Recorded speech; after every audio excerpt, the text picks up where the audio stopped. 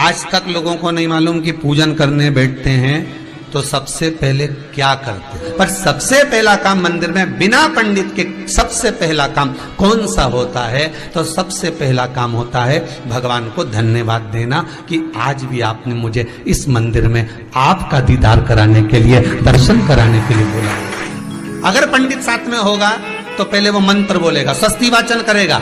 स्वस्ति वाचन करने में उसको अर्थात भगवान के लिए भी प्रसन्नता और आपके लिए भी प्रसन्नता। पर आपके पास कोई ब्राह्मण नहीं, आपको कोई स्तुति नहीं आती, आपको कोई मंत्र नहीं आता, आपको कोई साधना नहीं आती, आपको कोई तप नहीं आता, पर आप इतना तो कर सकते हो कि भगवान के मंदिर में जाकर उनको धन्यवाद दे सकते हो कि तेरी कृपा है जो मुझे चलकर यहां तक बुला लिया, 2 कदम चलाया, यहां तक बुलाया, ये तेरी कृपा है। और बड़ी कृपा करी जो डलिया भर के पूजन का सामान भी लाई, बड़ी कृपा करी जो दूध भरकर भी लाई, बड़ी कृपा करी जो कलश भरकर भी लाई।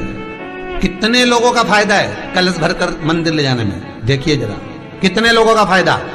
हिंदू धर्म में विष्णु पुराण में, पद्म पुराण में लिखा है, सौभाग्यवती नारी जब भरा हुआ पानी का लोटा लेकर कलश लेकर जाती है और उसको देखकर कोई व्यक्ति निकल कर चले जाता है तो जिस काम के लिए जाता है वो काम सफल हो जाता है। मंदिर का ही लोटा, मंदिर का ही पानी, सिर पे पल्लू लेके हर हर महादेव बस शिव जी के चढ़ा रही और इतने प्रेम से रिझा रही। अब फ्री का पानी था तो एक लोटे में मन भी नहीं माने। अरे करा तो भगवान के सम्मुख में पहुंचकर अगर आप जल का पात्र भी लेकर जा रहे हो, भरा हुआ लेकर जा रहे हो, तो कितनी प्रसन्नता की बात है। हिंदू धर्म की रीति है, जिस पात्र को हम जल चढ़ाने लेकर जाते हैं उस पात्र में भगवान के चरणों का जल लाते हैं, खाली पात्र नहीं लाते। क्या लाते हैं? भगवान के चरणों का जल। उस चरणोदक को लेकर आए, घर में रखा, सबने अपने नैनों में लगाया, हृदय में लगाया, चित्तवृत्ति में लगाया। खाली पात्र हम लेकर वापस नहीं आ रहे हैं। शिव मंदिर में जब जब जाओ, जल चढ़ाने के लिए जाओ, पात्र तुमने शंकर जी को पूरा पानी चढ़ा भी दिया तो शंकर के चरणारविंद का थोड़ा सा जल पात्र में डाल के भले 2 बूंद लाओ, 4 बूंद लाओ, इतना सा लाओ, पर लाओ और उसको पूरे परिवार के नेत्रों में जब लेकर आए हो चरणोदक तो लगाओ।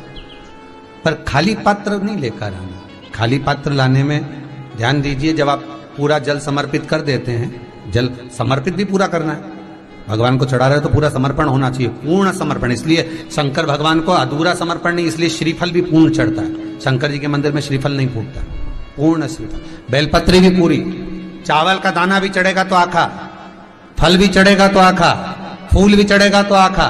भगवान को कोई चीज खंडित नहीं चढ़ती, शिव जी को जल भी चढ़ेगा तो पूर्ण। जिस जल को चढ़ाने के लिए लेकर गए उसको बचा कर नहीं लाना है शिव मंदिर में से, संपूर्ण भाग। क्योंकि भगवान के चरण की रज जब हमारे घर में प्रवेश करेगी तो हमारा आत्म कल्याण तो स्वतः ही हो जाएगा। शिव करुणा कर ही देंगे। पर कई लोगों की आदत रहती है, और आपने भी गलती करी होगी, गए होगे, चढ़ाकर भी आए होगे, पूरा पानी भी उंडेल कर आए होगे, चढ़ा भी दिया, छोड़ भी आए, पर लेकर नहीं आए होगे। कई लोग गलती कर जाते हैं और फिर बाद में कहते हैं हम तो इतने साल से पूजन कर रहे हैं, भगवान हमारी सुन ही नहीं दिया। तो भगवान के मैं तो तैयार बैठा, पर तू नवा के चली जाए, लेके तो कहीं जाए। तो भगवान थोड़ी ना कहेगा कि तू मेरे पास में आए तो मेरे चरण की रज लेकर जा। भगवान थोड़ी ना कहेगा कि मेरे पास में आकर तू ये लेकर जा। भगवान तो कहेगा मेरे पास में आया है, मांगना कुछ मत, बस मुझे जो स्नान कराया है मेरा चरणोदक लेकर जा, छीट दे पूरे घर में, संपदा भरना मेरा काम है। जहां मेरी चरण की रज पहुंच गई वहां संपदा स्वतः पहुंचती है, मैं वहां पहुंच जाता हूं। तो चरणों तक ले जा। पर लोग ले जाते हैं, पूजन करते, कलश भी उंडेलते, जल भी चढ़ाते, पर आते समय खाली लेकर आ जाते। भगवान को इतना बुरा लगता, मेरे दरवाजे से खाली जाए मुझे कितना बुरा लगेगा। जो आए वो भर कर जाए, भले 2 बूंद लेकर आओ, पर उसमें चरणों तक थोड़ा सा लेकर अवश्य आए।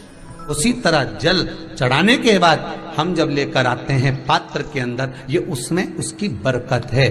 गर्ग संहिता में दूसरी चीज कही, उसको भी समझ लीजिए।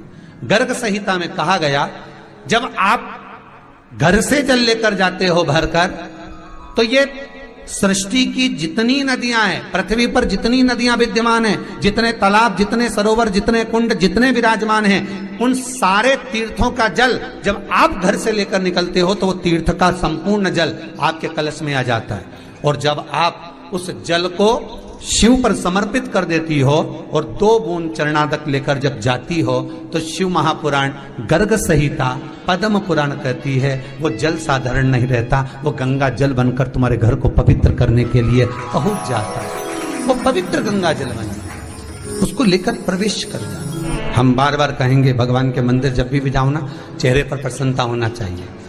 किसी से मिलने जाओ ना, चेहरे पर अगर प्रसन्नता नहीं और ऐसे ही पहुंच गए ना तो वो श्रेष्ठता नहीं मानी गई। तुम तुम्हारी बहन के घर जाओ, सती मैया जलकर भस्म क्यों हुई? माता सती के भस्म होने का कारण क्या था? सती को पिता पर जितना क्रोध आया उससे ज्यादा क्रोध सती माता को अपनी बहनों पर आया कि मेरी इतनी बहन, ये 60 की 60 बहन मेरे सामने खड़ी रही और मैं आई तो प्रेम से मुस्कुराई तक नहीं। आप किसी के यहाँ जाओ और कोई के यहाँ पहुंचे और जाते से ही आप उस पहुंचे और कहा जी जी राधे राधे, जय श्री कृष्णा, हर हर महादेव, श्री शिवाय नमस्तुभ्यम, ओम नमः शिवाय आपने बोला और उसके चेहरे पर प्रसन्नता नहीं आया तो ऐसे घर में जाने से कोई फायदा है क्या? और आप किसी के यहाँ जा रहे हो तो आपके चेहरे पर भी प्रसन्नता होना चाहिए, सामने वाले को तो हो, आपके भी चेहरे पर भी। मंदिर में जब जब जाएं, गुरु के दरवाजे पर जब जब जाएं, परमात्मा के चरणारविंद में जब जब जाएं, माता पिता के चरणों में जब जाएं, घर के बुजुर्गों के पास जब जाएं तो तुम्हारे चेहरे पर प्रसन्नता होना चाहिए।